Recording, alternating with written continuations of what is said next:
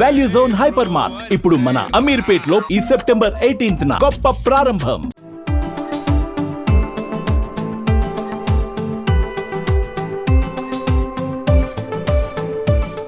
ఈ ఆదివారం సెప్టెంబర్ 21న సూర్యగ్రహణం. ఇదే రోజు భాద్రపద మాసం అమావాస్య రోజు, అంటే మహాలయ అమావాస్య రోజు. సూర్యగ్రహణం అమావాస్య ఒకే రోజు రావటం ఇప్పుడు ప్రత్యేకతని సంతరించుకుంది. అమావాస్య మంగళవారం, శుక్రవారం, ఆదివారాల్లో వస్తే చాలా మంది ప్రయాణం కానీ, శుభకార్యం కానీ, మరే ఇతర కార్యక్రమం ఏదైనా నిస్సందేహంగా వాయిదా వేసేస్తారు.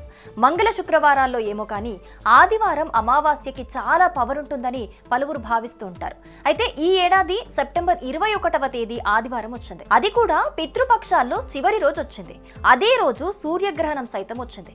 ఈ నేపథ్యంలో ఆ రోజు సూపర్ పవర్ఫుల్ అని జ్యోతిష పండితులు చెబుతున్నారు. ఈ అమావాస్యకు చాలా ప్రాధాన్యత ఉంటుందంటున్నారు. ఇప్పటికే ఇదే నెలలో సెప్టెంబర్ 7వ తేదీన రాహుగ్రస్త సంపూర్ణ చంద్రగ్రహణం ముగిసింది. ఒకే నెలలో 2 గ్రహణాలు రావటం కూడా ఒక విశేషమనే చెప్పాలి.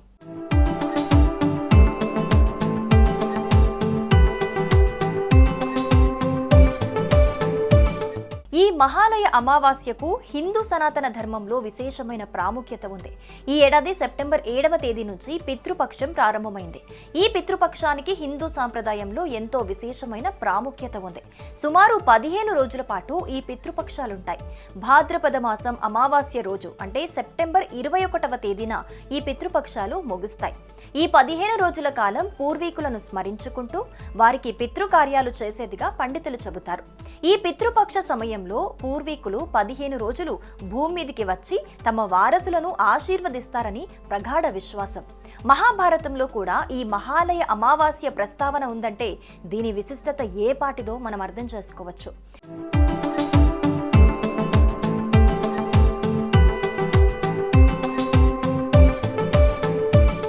ఈ మహాలయ అమావాస్య విశిష్టత ఏమిటంటే, ఎవరైనా ఒక వ్యక్తి ఏ రోజు ఏ తిథిలో చనిపోయారో తెలియక వారి చనిపోయిన ఏడాదిలో తిథిలో శ్రాద్ధ కర్మలు నిర్వహించలేని వారు ఈ మహాలయ అమావాస్య రోజు శ్రాద్ధ కర్మలు నిర్వహిస్తే ఎంతో పుణ్యము అంటుంటారు. ఈ మహాలయ అమావాస్య రోజున శ్రాద్ధ కర్మలు ఆచరించిన వారికి పితృదేవతల ఆశీస్సులు కలుగుతాయని, ఈ ఏడాది మొత్తం దాని ఫలితం ఉంటుందని కూడా చెబుతారు. ఇక తెలంగాణలో బతుకమ్మ పండుగ మహాలయ అమావాస్య రోజు నుంచి ప్రారంభమవుతుంది. ఈ బతుకమ్మ పండుగను 9 రోజుల పాటు ఘనంగా జరుపుకుంటారు. తెలంగాణ రాష్ట్ర సంస్కృతి సాంప్రదాయాలకు బతుకమ్మ పండుగ ప్రతీక. ఈ ఏడాది మహాలయ అమావాస్య అంటే సెప్టెంబర్ 21వ తేదీన ప్రారంభమవుతుంది. సెప్టెంబర్ 30వ తేదీన సద్దుల బతుకమ్మతో పండుగ ముగుస్తుంది. ఈ 9 రోజులు పార్వతీదేవిని గౌరీదేవి రూపంలో ఘనంగా ఆరాధిస్తారు అందరూ. ఆటపాటలతో, ప్రకృతిలో సహజ సిద్ధంగా పూజించే పూలతో, సాంప్రదాయ వంటలతో గౌరమ్మను పూజిస్తారు.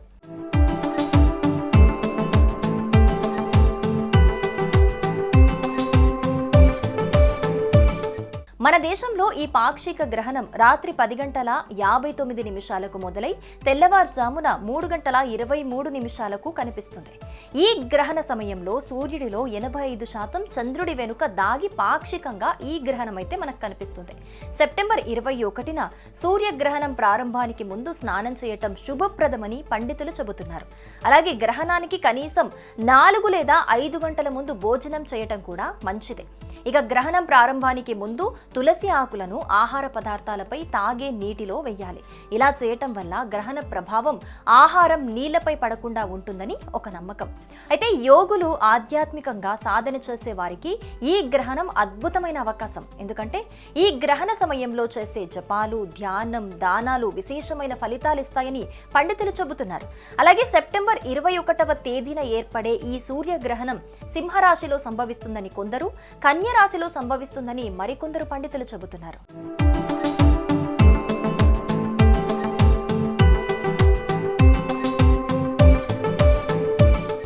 సుమన్ టీవీలో మీ పర్సనల్ అండ్ బిజినెస్ ప్రమోషన్స్ కోసం కింది నెంబర్కి కాంటాక్ట్ చేయండి. డ్రగ్స్, గంజాయి లాంటి చెడు వ్యసనాలకు దూరంగా ఉండండి. తాత్కాలిక ఆనందం కోసం జీవితాలని నాశనం చేసుకోవద్దు. డ్రగ్స్ విక్రయాలు, దందాలు నిర్వహిస్తే 1800599699 టోల్ ఫ్రీ నంబర్ కి కాల్ చేయండి. డ్రగ్స్, గంజాయిని నిర్మూలిద్దాం, భవిష్యత్తును కాపాడదాం.